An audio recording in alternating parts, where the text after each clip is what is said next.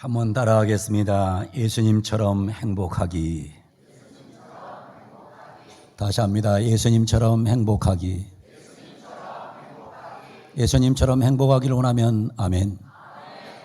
예수님처럼 행복하셔야 됩니다. 예수님이 행복하셨거든요. 예수님은 행복하셨으니까 우리는 행복해야 합니다. 윌리엄 제임스라는 유명한 심리학자가 있습니다. 뉴욕에 에밀리라는 처녀가 살고 있었어요. 그녀는 항상 자기는 불행하다고, 자기는 불쌍하다고, 자기는 가엾다고 한탄하며 살던 여자예요. 다른 친구들은 멋진 남자와 데이트도 하고 사랑도 나누고 그렇게 살고 있는데 자기는 어떤 남자도 쳐다봐 주지도 않고 사랑해 주지도 않고, 그래서 그는 인생 자체가 너무나 슬펐어요. 그래서 내가 이 인생 문제를 어떻게 해결할까? 그래서 이 에밀리는 제임스 박사를 찾아간 거예요. 제임스 박사를 찾아갔더니 제임스 박사가 3가지 처방전을 내려줬어요. 첫 번째, 내일 백화점에 가서 새 옷을 사 입을 것. 단 점원이 골라주는 것으로 살 것. 왜? 자기가 고르면 맨날 자기 타성에 붙은 옷만 있거든요. 그리고 여러분들이 가서 반드시 백화점 가서 옷을 살 때는 여러분이 고르면 맨날 그 옷이. 그러니까 절대로 백화점의 전문가한테 골라준 옷을 한번 입어보세요. 나도 그렇게 해보려고 그래. 맨날 목사는 맨날 이런 옷만 입니다. 두 번째는 뭐 하느냐? 내일 미장원에 가서 헤어스타일을 바꿀 것. 단 미용사가 권하는 대로 할 것. 여러분, 미장원을 바꿔야 됩니다. 맨날 똑같은 미장원만 가면 맨날 똑같은 스타일만 나오는 거예요. 여러분, 그러면 인생은 날마다 인생이 고루타분할 수밖에 없어요. 변화가 없어요. 평생 동안 머리 그 스타일로만 머리를 만들고 사는 사람이 있어요. 왜 그러느냐? 맨날 똑같은 미장원 가니까. 다른 미장원 가도 이렇게 잘라주세요. 자기가 전문가도 아닌데 그냥 아주 유명한 미장원 가가지고 돈을 많이 주고 알아서 해보세요. 이래야 변화가 일어나는 거예요. 셋째는 우리 집 파티에 와서 파티 진행을 도울 것. 다음 날 에밀리는 제임스 교수가 시킨 대로 백화점에 갔습니다. 점원이 골라준 새로운 드레스를 입었습니다. 미장원에 가서 멋을 만들어준 헤어스타일을 하고 제임스 파티장에 와서 파티가 성공적으로 끝나도록 다른 사람을 배려하면서 도와주었습니다. 에밀리는 멋진 드레스에 예쁜 헤어스타일에 남을 섬기면서 처져있던 어깨가 막 춤을 춥니다. 두 눈이 막 번쩍번쩍합니다. 남을 배려하며 봉사하는 모습은 정말 아름다워 보였습니다. 파티가 끝나자 에밀리를 집까지 바래다 주겠다는 멋진 청년이 줄을 섰습니다. 중요한 얘기예요.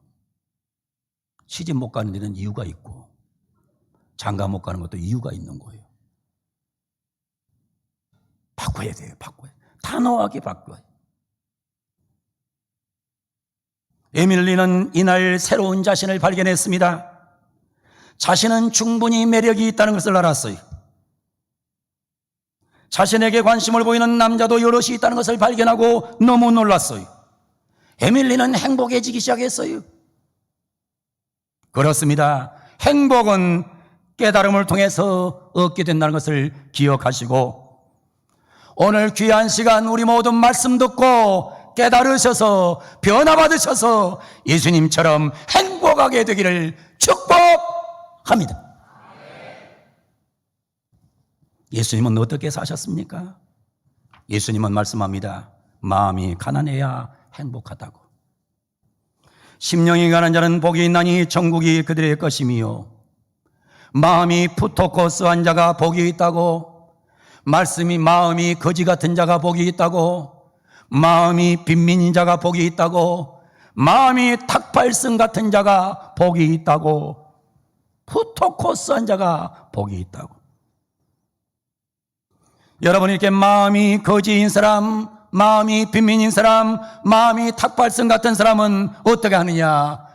하나님, 나는 내 힘으로 못 살아요. 하나님을 절대적으로 의지하는 믿음 가운데 살기 때문에 이 사람은 행복할 수가 있다는 사실을 믿으시기를 바랍니다. 이런 사람은 겸손해요. 이런 사람은 모자람이 많아요. 이런 사람은 항상 죄인임을 기억해요. 누가복음 18장 9절에 14절에 보면 예수님이 두 명의 사람의 얘기를 합니다. 한 사람은 바리새인입니다. 바리새인은 말합니다. 바리새인은 서서 따로 기도하여 이르되, 하나님이여, 나는 다른 사람들 곧 토색, 불의, 가늠하는 자를 같지 아니하고 이 세리 얻어 같지 아니함을 감사하나이다. 그렇게 기도하고 있어요. 근데 옆에 서 있는 세리는 뭐라고 기도하느냐? 이렇게 기도해요. 세리의 기도는 다른 기도를 하고 있습니다. 멀리 서서 감히 눈을 들어 하늘을 쳐다보지 못하고 다만 가슴을 치며 이르되, 하나님이여 불쌍히 여기소서, 하나님이여 불쌍히 여기소서, 나는 죄인이로소이다. 바리새인은 절대 행복이 없습니다. 여러분, 세리 같은 마음을 가져야 행복한 인생을 살 수 있고 행복한 삶을 살 수 있는데, 우리 모두 예수님처럼 가난한 마음으로 살아가는 백성이 되기를 축복합니다. 마음이 가난해야 행복해요. 두 번째로 예수님 말씀합니다. 애통하는 자가 행복하다고. 애통하는 자는 복이 있나니 그들이 위로를 받을 것이며, 자신의 약함 때문에 우는 자가 행복하다고 말합니다. 누가복음 7장에 등장하는 여인은 옥합을 가져와서 예수님께 옥합을 가지고 왔습니다. 그러면서 성경은 말합니다. 이 여인은 예수님의 뒤로 와서 발곁에 서서 울며 눈물로 그 발을 적셨다고 기록하고 있어요. 얼마나 많이 눈물을 흘렸던지 눈물로 예수님의 발을 적실 정도로 울었던 여자가 누가복음 7장에 등장합니다. 이런 사람이 행복한 사람이에요. 주님, 저는 주님의 사랑을 받았는데 주님의 그 사랑에 저는 보답할 수가 없습니다. 저는 주님의 사랑을 갚을 길이 없습니다. 저는 너무나 부족합니다. 이런 애통하는 마음이 있을 때에 인간은 그때서야 비로소 행복할 수 있다고 예수님은 말씀하고 계시는 거예요. 그러면 주님 뭐라고 말씀하세요? 내 믿음이 너를 구원하시니 평안히 가라. 예수님은 이 여인에게 위로를 베풀어 주셨습니다. 사랑하는 성도 여러분, 애통하는 자가 복이 있습니다. 다윗은 침대가 젖을 정도로 애통했습니다. 엘리야는 노대나무 아래에서 애통했습니다. 베드로는 닭울음소리를 듣고 밤새워 애통했습니다. 그러다가 주님을 만났고 그러다가 은혜를 받았습니다. 세 번째, 온유한 자가 행복하다고 우리 예수님 말씀합니다. 온유한 자는 복이 있나니 그들이 땅을 기업으로 받을 것이며, 온유한 자, 파라우스라고 하는 표현을 씁니다. 파라우스, 부드럽다는 뜻이에요. 부드러운 성격을 가진 자가 행복해요. 여러분, 강한 이빨은 부러지고 강한 이빨은 빠집니다. 그러나 부드러운 혀는 빠지지도 않고 부러지지도 않아요. 세상을 호령하는 호랑이는, 맹수는 멸종해서 없어지고 있지만은 부드럽고 순한 양과 소와 사슴은 늘어나고 있는 거예요. 온유는 기름과 같은 것입니다. 참기름은 음식의 맛을 내고 음식을 부드럽게 합니다. 기계용 기름은 녹이 슬지 않고 잘 돌아가게 하고 오래 사용하게 합니다. 그래서 우리는 뭐라 말하느냐? 온유한 자가 복이 있다, 부드러운 자가 복이 있다. 우리 성도 여러분, 인생을 부드럽게 살기를 축복합니다. 이 단어는 또 따뜻하다는 뜻이 있어요. 어떤 사람 만나면 냉기가 돕니다. 옆에 가만히 있으면 솜털이 솟게 됩니다. 그런 사람은 행복이 없어요. 따뜻한 가슴을 가진 사람이 행복해요. 따뜻한 것이 좋아요. 여러분, 따뜻한 손이 좋아요. 따뜻한 음식이 좋아요. 따뜻한 음성이 좋아요. 따뜻한 생각이 좋아요. 따뜻한 마음이 좋아요. 따뜻한 가정이 좋아요. 따뜻한 교회가 좋아요. 따뜻한 사회가 좋아요. 따뜻한 나라가 좋아요. 따뜻한 세계가 좋아요. 여러분, 만나면 따뜻한 사람이 되기를 축원합니다. 출애굽기 3장을 보면 모세는 아주 거친 사람이었어. 동족을 때리는 애굽 사람을 현장에서 쳐 죽일 정도로 거친 사람이었어. 그런데 민수기 12장 3절에 보면 모세는 온유함이 지면의 모든 사람보다 더하더라. 이 지구상에 살고 있는 사람 중에 가장 온유한 자가 누구냐? 모세였다는 겁니다. 여러분, 모세가 온유하지 않았으면 광야 40년 기간은 고통의 기간이었을 거예요. 모세가 온유했기 때문에 광야 40년 기간은 성공적인 삶이었음을 기억하시고 우리 모든 성도들이 온유한 자가 되어 예수님처럼 되기를 원합니다. 네 번째, 의에 줄이고 목마른 자가 행복하다고 주님은 말씀하십니다. 의에 줄이고 목마른 자는 복이 있나니 그들이 배부를 것이며, 예수님은 의로운 사람은 복이 있다라고 말씀하지 않았습니다. 잘 들으셔야 됩니다. 의로운 사람은 복이 있는 사람이다, 그렇게 말씀하지 않았어요. 왜? 이 땅에 의로운 사람은 한 명도 없기 때문입니다. 예수님은 뭐라고 말씀하셨어요? 의에 줄이고 목마른 자가 복이 있다 그랬지, 의로운 자가 복이 있다고 하지 않았어요. 예레미야서 2장 20절에 보면 이렇게 말씀합니다. 주 여호와의 말씀이라. 네 잿물로 스스로 씻으며 네 많은 비누를 쓸지라도 네 죄악이 내 앞에 그대로 있으리니. 잿물로 씻는다고 죄가 씻어지는 게 아니에요. 비누로 씻는다고 죄가 씻어지는 게 아니에요. 오직 죄를 씻어줄 수 있는 자는 우리 하나님밖에 없는 줄로 믿습니다. 의란 말의 히브리어는 체다카란 말이 사용됩니다. 이 단어는 관계성 단어입니다. 하나님과 관계가 좋다, 이 말입니다. 여러분, 하나님과 관계가 좋기 위해서 배고프고 목마른 자가 복이 있다고 예수님 말씀하세요. 오늘 예배당에 나와서 오늘 영상으로 예배드리다가 여러분 하나님과의 관계가 좋아지는 복된 백성들 되기를 원합니다. 여러분, 건강한 사람은 배가 고프게 되어 있어요. 건강한 사람은 목이 마르게 되어 있어요. 사람은 배가 고프면 눈에 보이는 게 없어요. 사막에서 물이 없이 며칠을 걷는 사람을 생각해 보세요. 처음에는 갈증이 생깁니다. 목이 탑니다. 혀가 마릅니다. 입술이 탑니다. 입술이 찢어집니다. 전신이 마비됩니다. 쓰러집니다. 그랬을 때 인간은 갈증을 느끼게 되어 있는 거예요. 그래서 시편 42편 1절은 이렇게 말해요.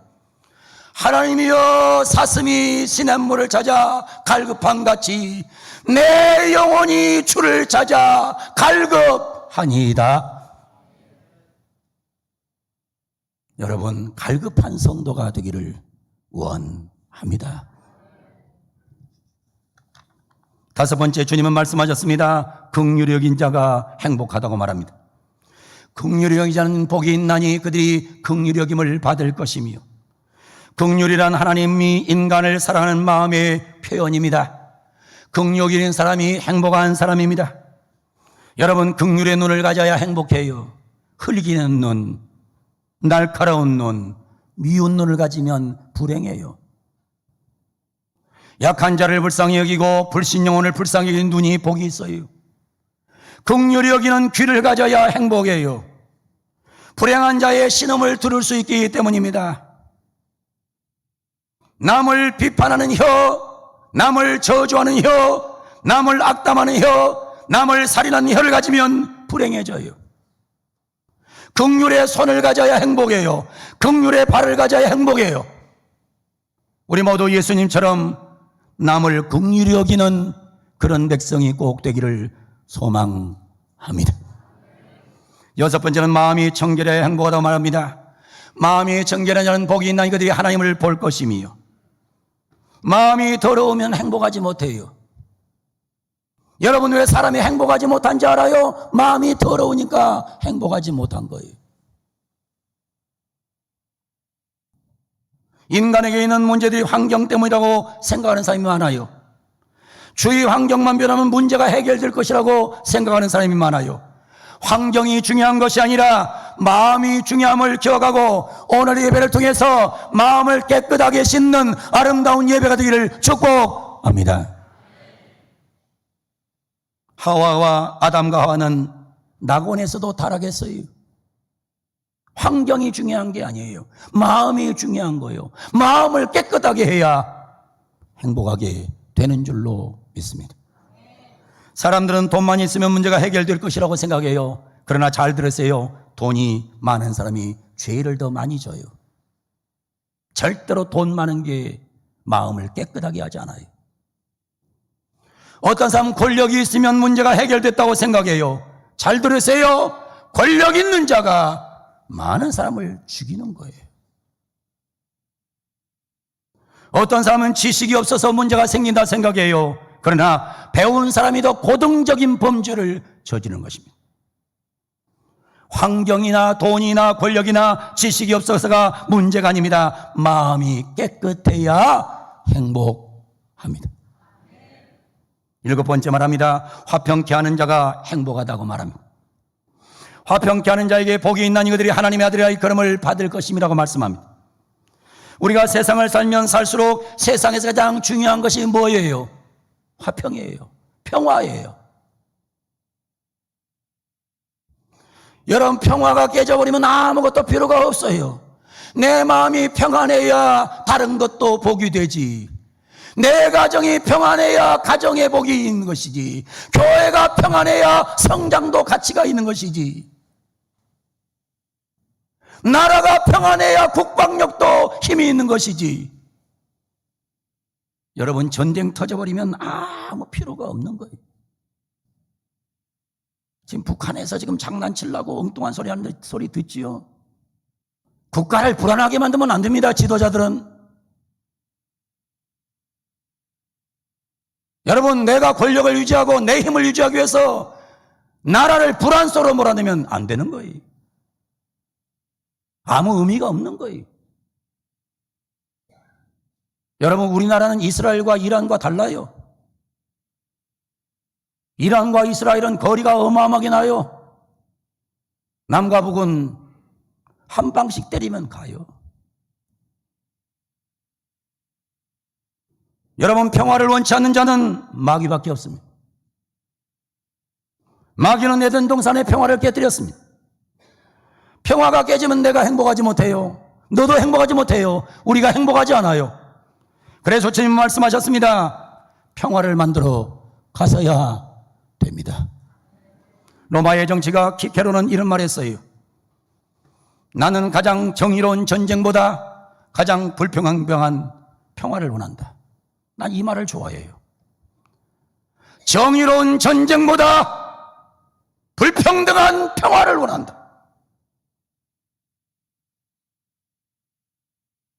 리빙스턴은 이런 말을 했어요. 나는 평화를 위해서는 어떤 일도 할 작정이다. 그러나 평화를 위해서 싸우는 일만은 제외합니다. 한국 역사 최초, 아시아 여성 최초, 비백인 작가로 8번째, 역대 여성 작가로 18번째, 노벨 문학상을 받은 한강 작가가 지금 우리나라 백성들을 행복하게 만들고 있어요. 한국 역사에 노벨 문학상을 받는다 상상도 하지 못했어요. 아시아 여성 중에 최초, 백인들만 7번 받았는데 비백인 중에서 8번째, 남성만 주로 받았는데 여성으로서 노벨 문학상을 받은 18번째의 한강이라는 이 작가, 얼마나 기뻤겠어요? 얼마나 행복했어요? 얼마나 놀라웠겠어요? 밥을 먹다 전화 받고 얼마나 행복했겠어요? 동네 사람들이 잔치하자고 합니다. 고향 사람이 잔치 벌이자고 합니다. 그런데 뭐라고 말합니까? 지금 세계 곳곳 팔레스타인과 우크라이나에서 전쟁을 하고 있는데 축하 잔치를 해서는 안 됩니다. 이 보통 기가 막힌 인물이 아니잖아요. 뭐를 위해 싸우는 겁니까? 무엇을 위해 분쟁하는 거예요? 왜 뇌의 욕심을 채우기 위해 다른 사람의 생명을 죽여야 되는 거예요? 러시아도 그만해야 되고 이스라엘도 그만해야 돼요. 그만 죽여야 돼요. 여러분 뇌를 바꿔야 돼요. 썩은 정치꾼들에게 놀아난 뇌를 바꿔야 돼요. 평화가 없으면 아무 필요가 없는 거예요. 평화를 최고의 액체로 여기며 살아온 한강 작가의 작품을 빛나게 하는 성직자보다 더 품격 있는 표현이라고 생각이 됩니다. 사랑하는 성도 여러분, 예수님처럼 평화를 만들어 갑시다. 어느 곳에 가든 간에 싸움의 주체로 끼지 마세요. 어디 가든지 분쟁의 소용돌이에 휘말리지 마세요. 그런 사람은 절대로 행복이 없는 것입니다.